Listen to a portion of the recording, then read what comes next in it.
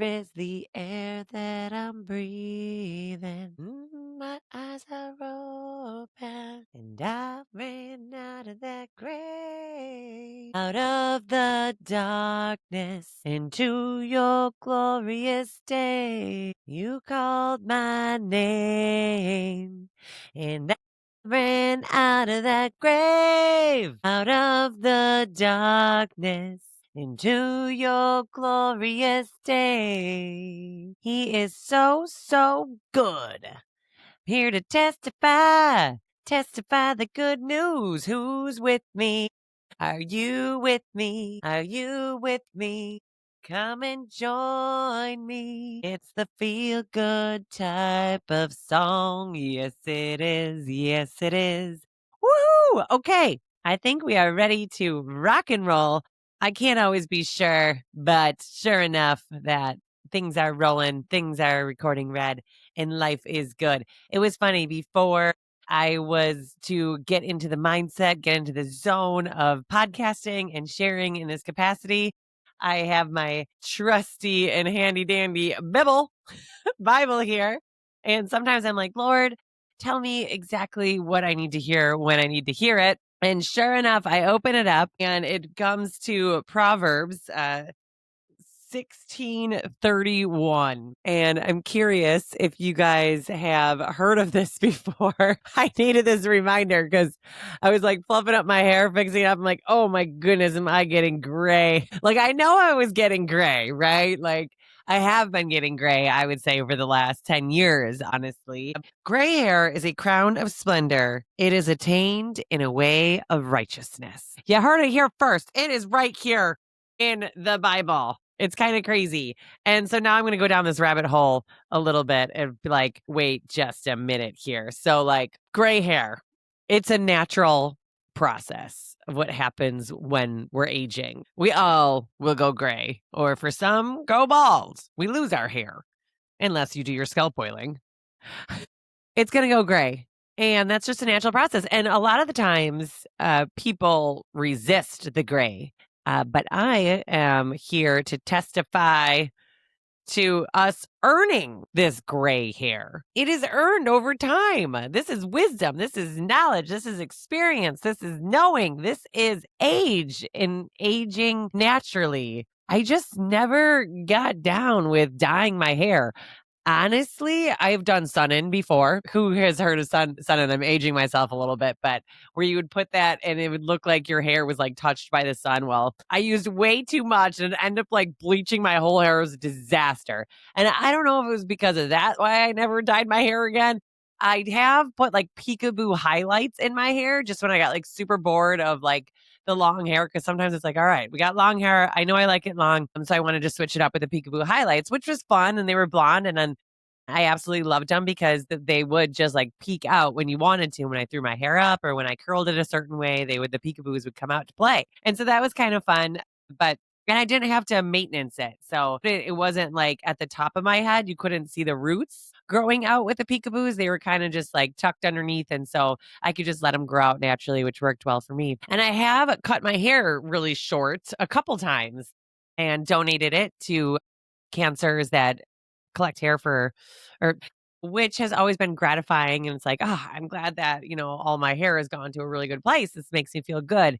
But as soon as I chopped it off, I was like, wait a minute, what did I do? Like, I didn't want to chop off my hair, did I? Like, was that the best decision? Yes, because you do need to switch it up.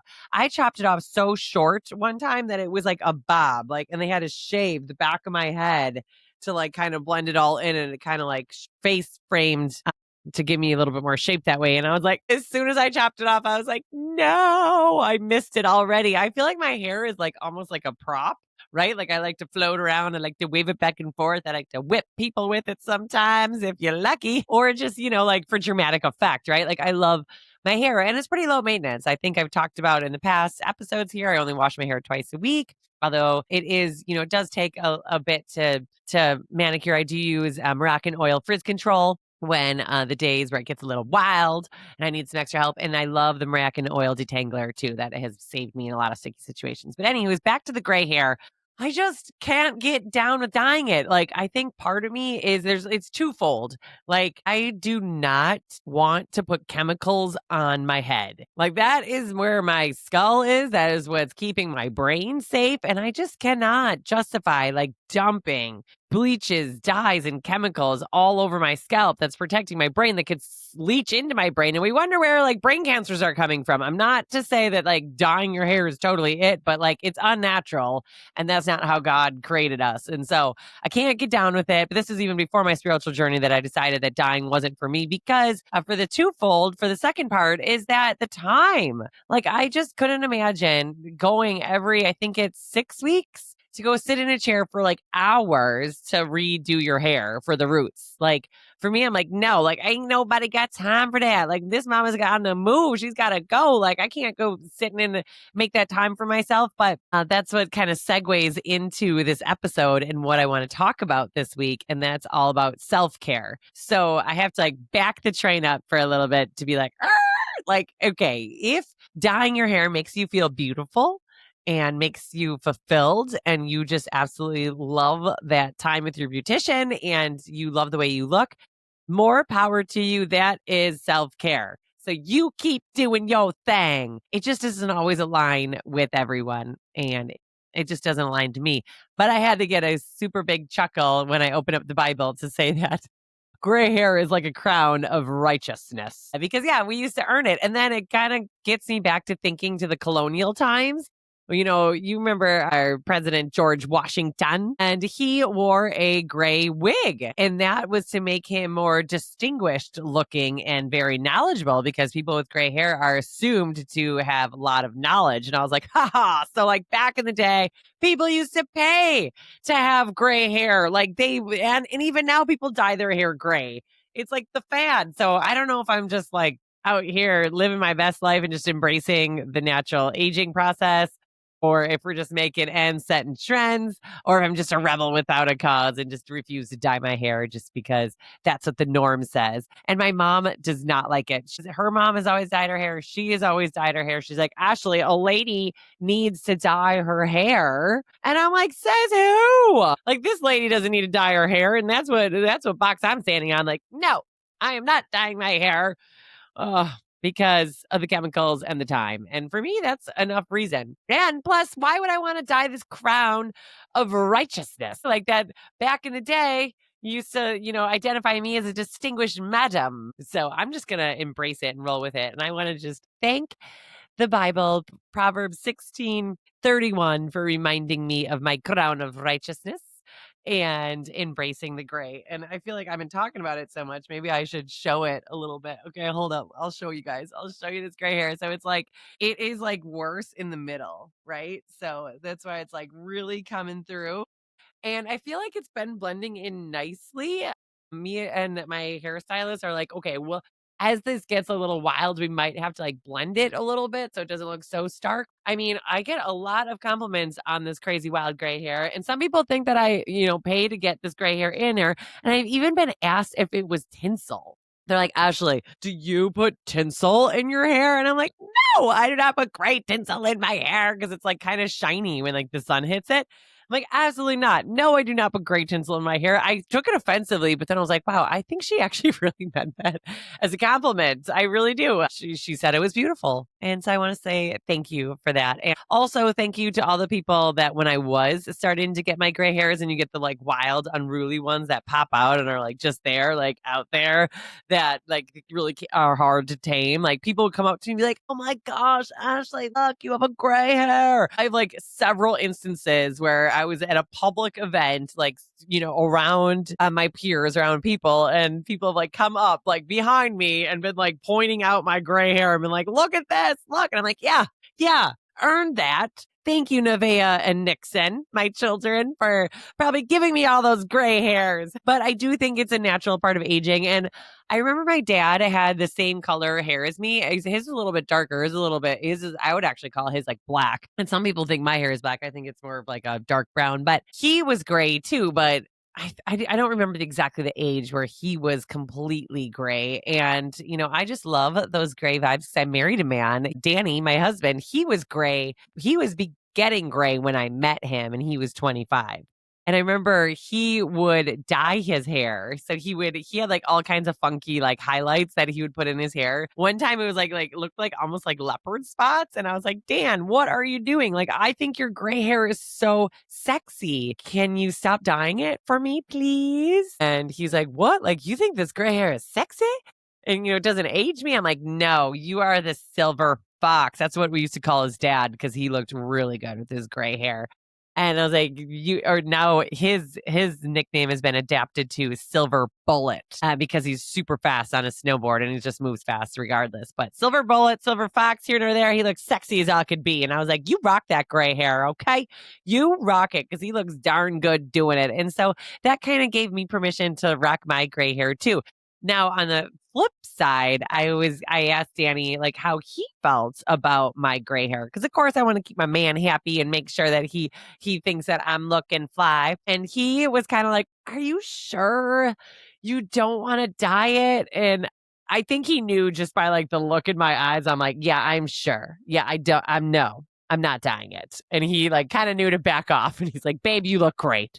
You look beautiful and wonderful." And I wouldn't have it any other way. And I was like, thanks, honey. See, he knows better. We got him trained well to just agree and to tell me I'm beautiful, even if you think otherwise, because it's my body and it's my time and it's my energy. And I'm protecting it in this matter and honoring what feels right for me. And again, I am not putting anyone down who chooses to dye their hair. I just find it interesting, the thought process behind of why we do things. And I'm just kind of giving you a sneak peek into what my thought process is and why I choose not to dye my hair. And I'm curious out there to see what your process is. And if you dye your hair, why is that? If you don't dye your hair, what's your thought process like? And let's compare notes. I find it so interesting about what other people, what they think. So it's an interesting topic and kind of controversial to talk about. I feel like not enough people do acknowledge the gray hair and their reasoning why. Recently, I was at a fundraiser event and I noticed a lot of ladies that were embracing the gray hair. You're seeing it a lot more and more now. Or maybe it's kind of like when you buy the car, you see it everywhere. It might be that like now that like I've fully committed to embracing the gray hair, you see it everywhere. And a lot of these women are like hair goals. Like they're beautiful with their gray hair. Like their gray hair has like all kinds of layers and dimension. And it's just like still shiny and gorgeous. And you could just tell they're just like very attuned to and confident in their own skin. And I strive to be that as I progress here on this journey. But it's fun asking them. And some people said, time, the chemicals. A big one was money. People didn't want to waste their money. Dye is expensive. And especially to go to the stylist or the beautician to go get it done. So a lot of people do box dyes at home, but even then they said they were very expensive. I feel like everyone just has their own reasoning and I'm curious to know what it is. So go ahead, drop it in the comments, let me know, or, hit me up and maybe we could further this conversation. If I'm missing some things, I'd love to be able to hear any feedback or commentary. All of it is welcome because that is why we're here, to engage with each other. How much fun. So yeah, tell me about your journey. Okay. It's also interesting to see like who's watching and who's tuning in and listening. And a lot of females out there that are my same age and are going through the same thing. So I'm just curious as to what your journey is like. I'm here for it. I want to hear all about it. Extra. Let's go. So this crown of splendor attained in the way of righteousness is a whole vibe, and it kind of brings on to self-care and what that looks like, talking about money and time and chemicals. And I just feel so called to touch on a little bit of self-care and how we're taking care of ourselves. And that is a serious question. Like, I want to know, like, how are you taking care of yourself? Can you think of 5 things that you do daily that make you feel really good? I am becoming the queen of self-care. And I feel like self-care is kind of a new notion. Like people are like, what is self-care? Is it selfish? Are we supposed to be taking concern with ourselves? Because I feel like especially when you're a mother out there, or a business professional, like you pour so much of yourself in your children, you pour so much of yourself into your work, you pour so much of yourself into your friends and your family that a lot of the times we run ourselves ragged and we forget about ourselves. And you cannot pour from an empty cup. Okay. That's why it is a constant effort to do the self care and fill up your cup. Mazel tov. So, what do you do for self care? I'm really embracing the notion of becoming the queen of self care. I will never look back and regret it. I'll never look back and be like, wow, I wish I didn't take such good care of myself. And sometimes people will misidentify this with high maintenance. And I don't feel that I am high maintenance. Okay. I think the most high maintenance thing about me recently are these nails. Like, and I absolutely love them. They are acrylics, and they're because of my daughter, Nevaeh. She wanted the acrylic nails and brought me with on her journey. Of course, I had to fund it. And I'm like, wait a minute, why do you get to have all the fun with these nails? I'm going to do it too. But I assure myself that it is just for winter in this season. And I'm just having fun. I'm rolling with it. I'm having fun with it. And I don't feel like totally like myself with them because I rocked the natural nail for so long because there's no way these nails are lasting while I'm out there gardening this summer. And the dirt underneath them and just like the cleanliness of it all just totally turned me off. So definitely taking them off in the springtime, but I'm enjoying them a lot in the winter time. And the ASMR is real. Like sometimes I'm like, dirt, dirt, dirt. Like it's just a lot of fun. And like I feel more fancy when I have them on. Like my gestures, my movements are like, oh, hey, like, I don't know. I'm just enjoying these nails for the moment. Plus, when I scratch my husband's back, he absolutely loves it. Right. Or, yeah, just. And that like sensory aspect of it has been a thumbs up. But honestly, I had to be reminded that these things are not tools. Like I was trying to like open boxes and like open things or like even scrape things off with them. And then that's how I can fall down the trap of ruining the nails. And then I had a moment where I actually broke a nail and I was like, oh no, I broke a nail. And I was like, oh my gosh, I'm that girl. I was like, how did I get here? I had to do some serious, like, come to Jesus moments of like, what am I doing? For how long am I doing this? Is this really my true, authentic self? Am I living my truth? I went down the rabbit hole of like, what's going on? I am that girl right now. I am that girl right now. I had to go get that nail fixed. There ain't no way I was going to Cancun with a busted nail like that. No. And then I like went through the process of like, should I just take them all off? Is this it? Is it done for? Because I just like, it was kind of cringy even saying like, I broke a nail because so much connotation just comes up with that. But I did actually go and get the nail fixed. And the guy that I went to go fix the nail, I'm sorry, hanging in here with me, he actually took a shortcut. And I could tell he tried like building up the nail with like the acrylic powder that they use, and he tried to like and he got it. It still looked janky. I was like, what is this, sir? But I was in a hurry and I didn't have time. I'm like, okay, this is gonna last, right? And he's like, oh yeah, this is gonna last. But you could tell he was just like taking a shortcut, right? Like that's not how he was supposed to fix the nail. And go figure, the very next day that thing just broke right on off and looked janky as ever again. So now I'm like, oh great, like now I gotta take even more time to go fix this darn nail again. What the hey? Okay, let's go. So I went to a different place. Well, I tried to go back to that place and I was going to be like, bro, what happened here? Like you did me dirty. Like this nail is looking pretty janky here. But turns out he was gone for the day. He was done. And the guy that was there that told me that he was gone, he's like, I can't do nails. I'm like, we're at a nail spa. Like you can't fix this nail? And he's like, nope, can't do it. Come back tomorrow. And I was like, okay, I don't have time tomorrow, sir. Okay, like this is an inconvenience for me. So I was like, okay, will do. Thanks. Have a great day. And I took my little happy buns up to the nail spot across the street where the guy actually did it proper by taking off the whole like fake nail part of it all and like starting from scratch and having to do it. Thank goodness I had a French tip on, so he was able to easily match what was already on my other nails. And he actually gave me a card because I feel like he knew that the way that guy fixed it was janky. And he's like, when you need a fill or your next set, you come to me. And I'm like, maybe I will. And I will. Because he actually took the time to fix it proper. And kudos to him. Anyways, wow, that was a digression of the nail journey. But yeah, I feel like this is feeling a little high maintenance for me and my normal typical self. it's kind of deviating from the norm and I'm having a lot of fun with it. This was actually my Valentine's Day nails and he put a heart on there for me and I just absolutely love it. Every time I look at him, I smile. I'm like, yay, this is so not me, but I really like it. It makes me feel pretty and witty. And who else does something from just because it makes them feel good? That is all a part of self-care. Yes. But going back to the notion of self-care, it is not selfish. It is not new. We need to keep pouring into ourselves. So I feel like a routine is something that you do every day consistently is really at the core of self-care and what makes us live our best radiant lives. If I could recommend, if you are open to the recommendation, of course, the piece of self-care that you can do for yourself that is absolutely free, takes no money to do it and no thought, and that's the goal of it, is meditate.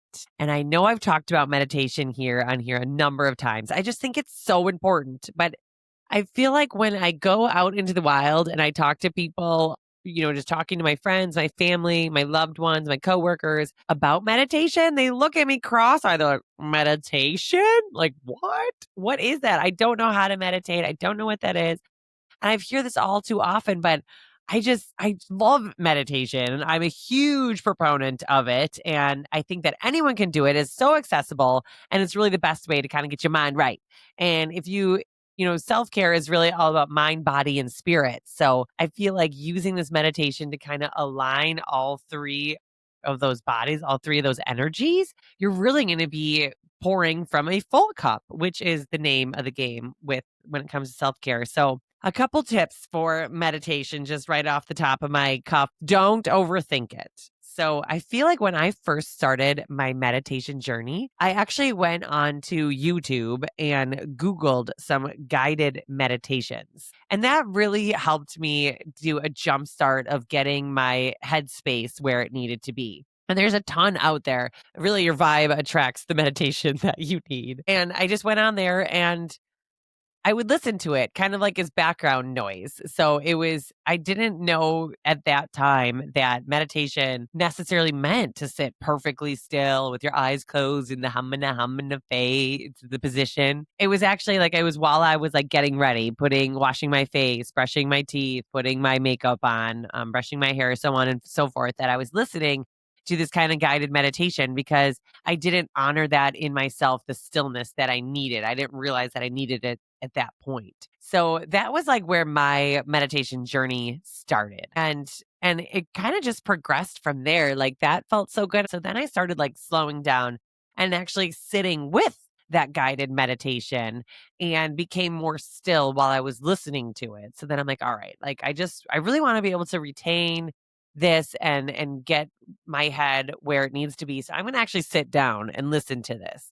And so I started doing that. And sometimes it would only be, I could only have time to listen or make that time for 2 minutes before the kids were running in the room and wanting breakfast. Or sometimes at night before I closed my eyes and actually went fully to sleep. But I stuck with it. And that guided meditation on YouTube really, really helped. And it was kind of different each time. And it was kind of like speaking to what I was experiencing that day or what I needed. I mean, there's millions of videos out there for you to choose from. So really just choose what aligns. And you know what? If the first video that you choose isn't speaking to your soul, then forget it. Move on to the next video or try it without a video. But they're out there to be used as a tool to kind of help you drop into the headspace of being able to clear your mind and not think about anything at all. And what you'll find is that you will be listening to this guided meditation, and what first you might only have 2 minutes, maybe you make out 5 minutes the next day. Maybe by the end of the month, you've fully meditated and listened to that video without interruption and letting your mind float and wander for 10 full minutes. And then 30 minutes, and then an hour, and then you're going to be like a monk and meditate all day, 24 hours a day. No, just kidding. But, that's kind of just where the journey, just kind of lean into where it takes you and don't really have a ton of expectations with it. I feel like a lot of people have these expectations of what they think meditation is or what it should look like or what it should be, and really just scratch all of that. It's really just kind of taking that time for yourself to organize your thoughts or not organize your thoughts because you're not supposed to be thinking of anything. And a lot of times when the voice comes over it, that's your ego talking. And that's your ego telling you that you should be doing this or you should be thinking of that. But really, like the spirit and divine just wants you to clear all that out so you can have a direct channel to source energy. For me, it is Jesus or God, but sometimes it's even my dad or other loved ones that has passed, kind of like a higher power out there. And a tool that really helps you drop into this meditation. And a lot of times, these guided meditations online will walk you through some breath work series.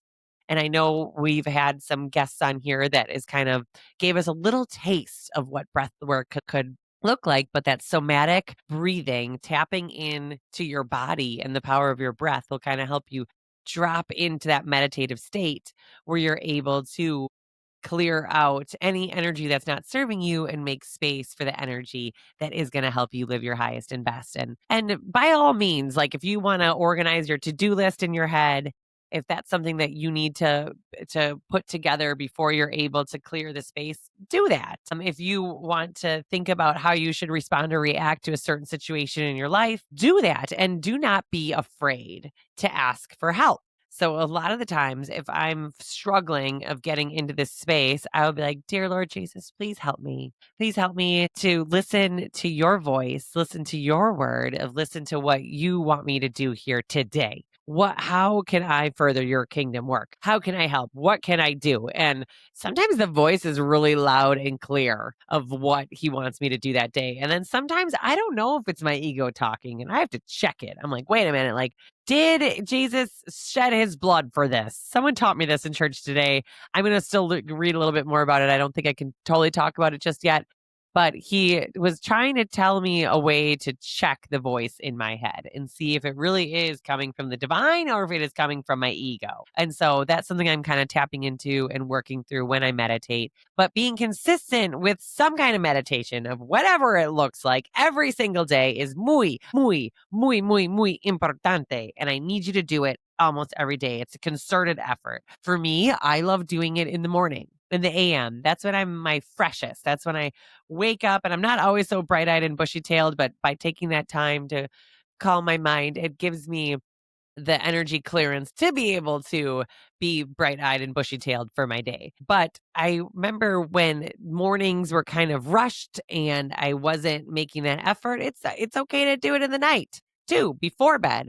I just found that I was really tired and it was kind of like I was dazing off and drifting to sleep. And maybe that's the point of your meditation. Maybe you just want to get a well-rested night's sleep, and that's all good too. Do that. I posted this week about you are a whole person and you have all the answers to heal yourself. And I really want people to tap into that intuition. And by meditating, you will be able to listen to your body, listen to your mind, listen to spirit, source, or divine, and figure it out is what it is that you need for the day. Because you got to get what you need. Oh, yeah. Every day, all day. And it's different every single day. So just take it step by step, moment by moment, and get in the vortex. And meditation really helps you get there. So can you do it? Yes, you can. Si se puede. Si se puede.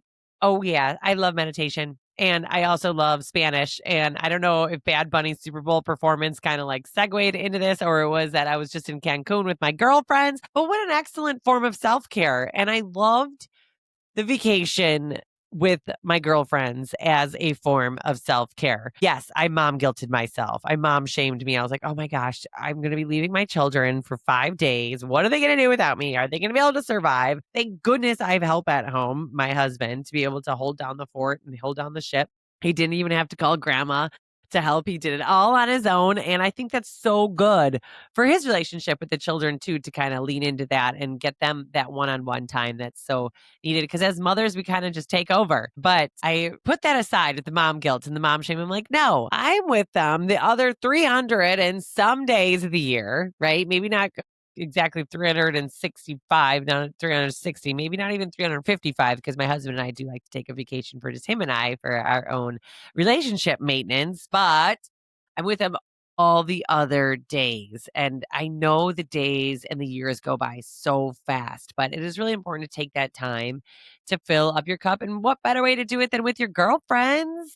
It was so good to be able to hang out with my friends and on this adult level, be able to have adult conversations, and they were meaningful, and also take full advantage of all the amenities on the resort, from the water aerobics to the yoga to the cooking classes to the hydro spa. We did it all. We did all the things, and shamelessly, we're like, and ate all the dessert. Oh my goodness, so much dessert, so much food. And we just said yes. We're like, we're throwing it away, all of this. It's kind of nice to just be able to unplug. And I was super mindful of my phone consumption and making sure to be fully present with my friends when I was there with them. And I think we made some really lasting memories that we'll look back and cherish for a lifetime. And I absolutely loved it. Highly recommend going just anywhere outside of your normal surroundings and experience something new together. Because really, the laughs that we had, just the belly laughs and the laughing till we were crying, and just, you can't put a price on that. I would pay anything in the world to be able to do that again with the girlfriends. And it was priceless, I think, is what I'm trying to say. And I feel like they feel the same way, and we're already like, where are we going next year, girls? Let's suit up and go. And it was just very needed and all part of self-care. And don't let your mom guilt you into not going and taking those trips without your family, without your children, because it is so important, because a ma can't pour from an empty cup. And what better way to go with some of your best girlfriends where you're all speaking the same language and you can be your true authentic self and do what you want, when you want, how you want to do it. And that's just that. And I'm not apologizing for any of that either. So that was self-care in and of itself, spending time with friends. Absolutely loved it. Also, what I found myself doing on vacation was doing a little bit of journaling. And I feel like that is really important, to actually put your pen to paper and write out what it is that you're feeling. So a lot of the times when I'm dropping into the meditation, I'll want to get out of it and write a thought down that I had, or some like epiphany that came. I'm like, all right, I got to write that down. And I try to resist the urge to do that while I'm in this deep thought. But definitely purging it all onto paper after I'm done with my meditation has been so satisfying.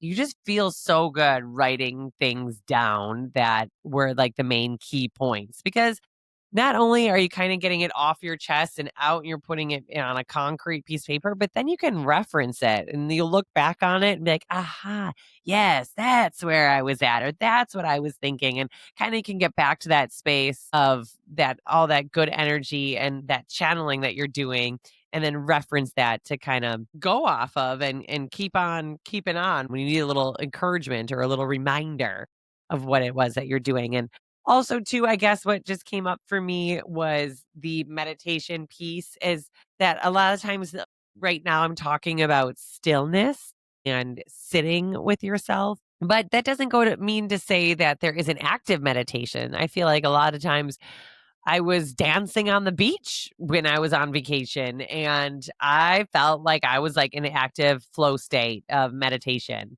It just felt so pure and natural, and I wasn't thinking about my next move or what I was going to say or do. I was just kind of in that flow state. I'll get that way a lot of times when I'm cooking or listening to music, or even reading the Bible. I don't want to put meditation into that, again, that's sitting still and having to like sit, stop, elaborate, and listen. But I do want to, pay homage that there is active meditations and things that you love to do. And those epiphanies and realizations can be drawn out from doing those things. You cannot put meditation into a box. I just think it's like the conscious effort of connecting with your higher self, which is ultimately the best self-care that I could think of that's free to do. And there's so many different ways to do it. You just really got to kind of trust your intuition, listen to your inner voice, and figure out what works for you. And with this conscious knowing, you can heal yourself. Your body will talk to you. Your mind will talk to you. The higher source, Jesus, God, the divine, will talk to you. And all you have to do is ask for help. And in the Bible, I'll reference to it that you ask for wisdom and he will give it to you generously. So come to him, lay it all at his feet, and he will provide for you abundantly and with reverence, grace, and glory and lots of mercy too. So anything that you need to get off your chest, leave it all out there in that when you're in that meditative flow state. And then you will be so surprised and amazed about what happens when you get out of this meditative state and how much smoother your day is going to go, of how people are going to your energy field is just going to be that much lighter and more vibrant, and people are just going to draw to you, and doors are going to open and opportunities are going to happen, and you're going to create beautiful, amazing awesomeness. And I just can't wait for that to happen for you, because it's so exciting when you do tap in and tune in to this kind of energy that meditation can bring for you. So if there's something that you do while you're in meditation, please feel free to share that with me. I'm here for it. I would love to hear it, and I want to know more, because I'm like in the learning process and phase of my life, and it's all about gathering the information. And I learn best is from other people. I am a big reader, so I learn a lot from what I read, but I am a doer as well. So I learn the best by interacting with other people. And so I'd love to be able to hear from you in that regard. Positive vibes only. Woot, woot. It's all love, all love. So, I mean, it's not okay to be burnt out, right? I feel like we have this burnout epidemic, and we are the most connected with all of our technology and social media, yet we are the most exhausted generation. And look, I was there. I remember just running myself ragged. I just was like on the go mode. I'm like, go, go, go. I got to be all the things to all the people all the time. And I left myself feeling just completely exhausted and burnt out. And I realized, by our human design, by my very nature, by the very fabric in which I'm woven, is that I need to take time to rest. And I'm getting really good at saying no to the things that don't serve my highest and best. And I channel my inner Sarah Schaefer, and I'm going to swear here on this, but I got to do it because she taught me, and I feel like I love people's reactions when I say this and when I share this with them, because what she shared with me was so profound, and I'll take it with me for the rest of my life. And here it is. If it's not a fuck yes, then it's a hell no. Let me say that one more time for the people in the back. If it's not a fuck yeah, then it's a hell no. Okay. And if you live like that and kind of making decisions and listening to your intuition of different things that are coming your way, if you really like embrace that, you are really going to be in alignment with what is your highest and best for you. So I just play on those feelings and those vibes when I make my decisions, so I don't burn myself out completely and become totally exhausted, irritable, and unmanageable. And I don't want to take that out on my children. I feel like the kids are all like really watching and learning. And it really stinks that when you see parents that are running themselves ragged and how that affects their families. And it just kind of sucks for everybody when you can't live your best life because you're saying yes to all the things when you're really not listening to what you need to say yes for yourself. So taking this time is super, super important. Another thing for self-care, I meditate, I journal. I think it's so, so important to read the Bible. You guys, it helps me drop into my meditative state like no other. I feel like it's all positive vibes in here, especially in the New Testament. And the Old Testament gets a little rough and rugged, but after Jesus came, that man, he is just so forgiving, has so much grace and so much peace. And that's what we all want. It's just to love like Jesus, to be like Jesus. So reading his good word and strengthening my spiritual relationship with him in this Bible has been so rewarding on so many levels. And each time the Bible just speaks to me in a different way. So I actually like to start out my meditations by reading the Bible. It used to be starting out by like finding that YouTube video that's really like setting my soul on fire. But now it is reading the Bible. And I just love it because he has a divine way of giving you exactly what you need when you need it. And I have a lot of trust in that. And so I feel like I've made the commitment to myself to read at least one passage a day. And I'm finding myself reading 2 passages a day, maybe even 3 passages a day, sometimes even 5 passages a day. I'm not counting, but just getting deeper and deeper into his word and excited to strengthen that relationship with God because it strengthens my spiritual journey and which that I can keep my channel, my crown chakra open to deliver these messages and hear these messages and know what's really his word and his will for me. And then just trusting in that and having a lot of faith that I'm exactly where I need to be and everything is going according to plan. Indeed. And it's such a beautiful thing. So I don't want to get burned out. I don't want you to get burned out. Don't do it. There's a ton of other different things for self-care and remembering that it's not about self-indulgence. It's actually about stewardship. We are just jars of clay holding a treasure from 2 Corinthians 4:7. And if the jar breaks, the treasure is hard to carry. Don't break the jar. And it's kind of crazy when you think talking about the Bible and Jesus and using that as a tool for your meditation, how many times Jesus himself withdrew from the crowds, withdrew from the spaces to pray and rest, just like in Luke 5:16. He didn't just give, he replenished. And he knew the importance of kind of withdrawing and going within to be able to give outwardly. And so I feel like you can see it right in his holy word, how important it is for this self care notion. And honestly, your body is a temple. And we need to treat it as such, moving from body image to body function. And I feel like, honestly, sleep as faith is such a good part of self-care. Make sure you are getting enough rest, allowing yourself enough rest, and maybe meditating will help you get there. I know hemp really helps as well. I'm just putting that plug in for DNA hemp because it's got the goods that were given to God to support your endocannabinoid system, which brings out balance and more peace, and use that before bed. Just saying. But anyways, being able to sleep is an act of trust that God is in control of the world while your eyes are closed. It's kind of wild to think, right? Hey, even when I'm sleeping, God is working and he is working on the outside forces instead of, and especially intrinsically too, and helping me heal myself by giving it the proper rest that I need. And so I feel like so many times people are like, put sleep on the back burner. And it's like, wait a minute, y'all, we're supposed to be getting 8 hours of sleep. Now, typically, I'm only getting 6 to 7. I miss the days where I was getting 8. My kids are getting 10. I'm making sure of it. I'm making sure that we're getting everything aligned where it needs to be so they are in bed to get 10 hours of sleep because their sweet brains need that time for rest. And so do you. So I feel like putting sleep as a priority on your self-care list is going to change your world, change your life. We are not bad, okay? We're not vampires and we need our beauty sleep, okay? So make sure you prioritize that in your self-care list because Lord knows that we need to sleep.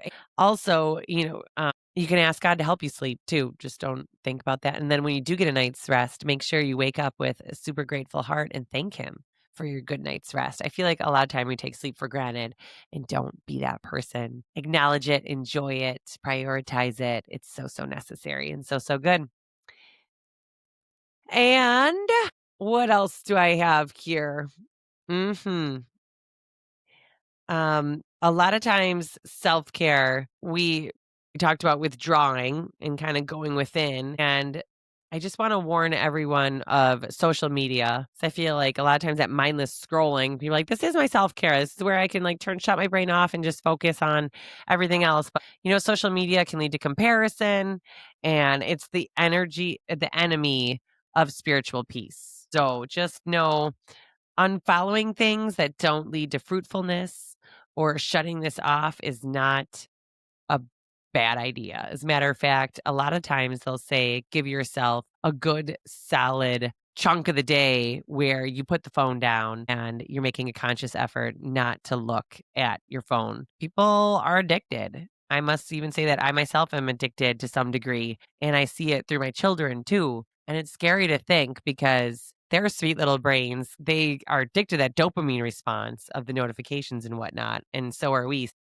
I'm making a really conscious effort to not be on my phone, especially when I'm around my children, and setting out periods of time throughout the day where I will go on my phone and honoring the times a day where I am not on my phone. And so I am still trying to still my mind and listen to that voice and stop the temptation and the urge because that is just the enemy trying to do its work. It's a no. No, not today, devil. I will not. My good and precious time where I could be out here creating and co-creating with my fellow partners while I'm on my phone. It's just so sad to go out in social environments and see like people on their phones while they're sitting across from their best friends. Was people on their phones while they're I mean, I work at the bar, Cheryl's Club. People on their phones at the bar. Like, I get it. Like, check your phone. There's things happening. There's important things going on. But I think it's really missing that connection, that face to face connection with people. And I just hope that the phone doesn't replace that. So just kind of being aware of that social awareness is really important in your surroundings and when is a good time and when it's not a good time. And kudos to the people that have to be on the computer for their job 8 to 10 hours a day. Lord be with you and strengthen you and give you the discernment to know in time for yourself where you don't have to be on the screen. So that's kind of wild to think that that's where society is going, but it is what it is. And I want to just let you know, kind of wrapping up here, that self-care is not a destination. It's a journey. It's a journey with God. You're traveling with him. It's love your neighbor as you love yourself, right? And you must actually take really good care of yourself. It's so necessary. So I'm just going to wrap this up by saying a prayer together here. If you want to join me, you can fold your hands and bow your head, or, just try to silence the noise and hear this prayer that, dear God, thank you so much for letting us hear these notions of self-care and giving us the permission to know that our body is our temple and we need to care for ourselves. And thank you for allowing us this beautiful body to be able to care for ourselves and other people around us. And we know that you are with us, before us, in front of us, and beside us every step of the way. And that is so comforting to know that even though yesterday we might not have taken the best care of ourselves, in this moment, we can take the best care of ourselves. And in the future, we can take the best care of ourselves with your grace, mercy, and peace. And it is just for today, just in this moment, that we can make these decisions to draw closer to you and your purpose and how you want us to carry out this big, bold, and beautiful life. Not apologizing for anything that has happened or anything that will happen, but revering in what is happening and having this conscious awakening to your goodness and to your love, and knowing that when we love ourselves, we can love other people and especially love you. And in your sweet name, may you bless us as we continue on this journey and give us the grace and peace that surpasses all understanding as we cast all of our worries and anxiety onto you, Lord, and know that